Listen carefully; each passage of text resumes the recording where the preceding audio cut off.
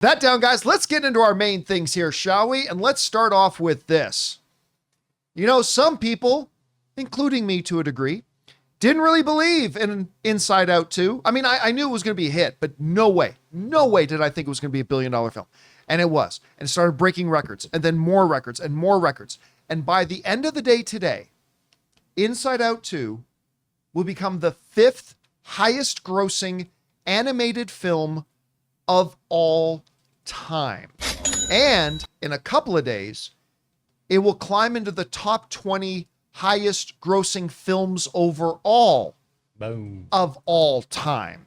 Now, if we go over and take a look at this right now, Inside Out, when you start looking at the climb up the ladder, obviously the number one animated film of all time, Inside Out, will not catch it, but is the CGI animated Lion King that came out in 2019. That made $1.66 billion.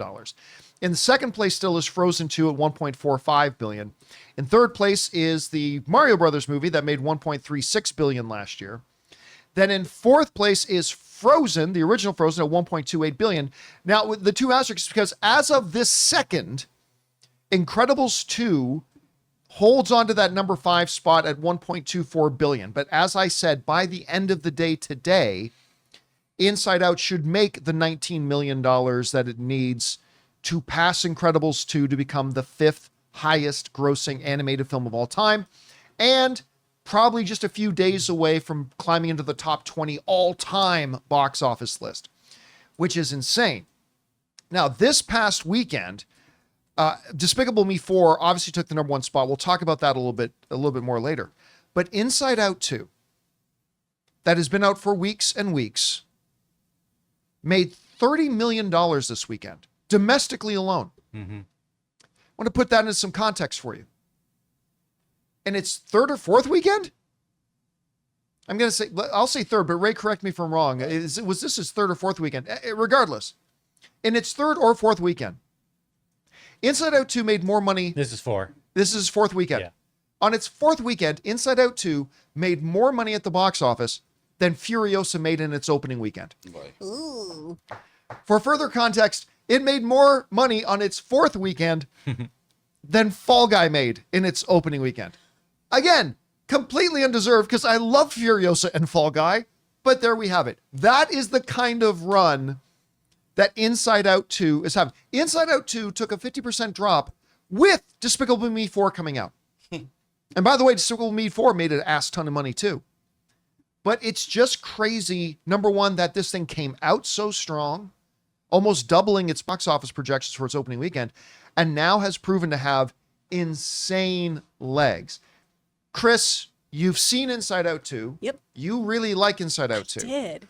What is it about this film that, I guess on both counts, number one, had it had such a big opening, but what is it about it that has had it just have these legs? Because we've seen good movies not have this kind of legs. Why is this thing continuing to be successful week after week after week? You know, I think it's a lot of the same thing we had with the Mario Brothers movie. Is it's a very rewatchable film. I've gone back and seen this in theaters again.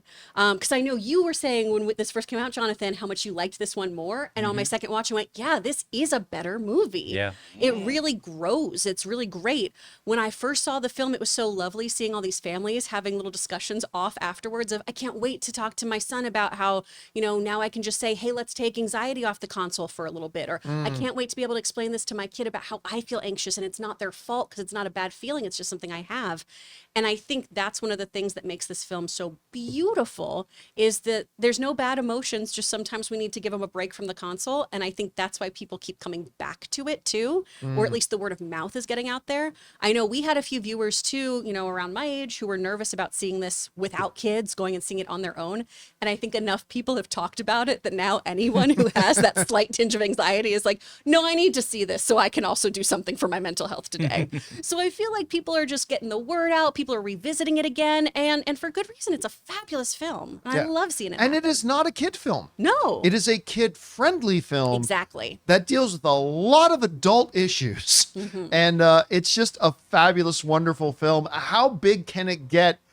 Who knows at this point? I mean, it's not going to crack the top 2 or 3, but it's still got some legs going. We want to thank a sponsor of today's episode, BetterHelp. You know, guys, it's one of the most unfortunate human tendencies that we have to try to compare our life to others. And social media plays a big part of that. Comparison is like the thief of joy, and it's easy to envy other people's lives because on the surface, it might look like they have it all together on their Instagram or YouTube, but in reality, they probably don't. Therapy can help you focus on what you want instead of what others have, so you can start living your best life.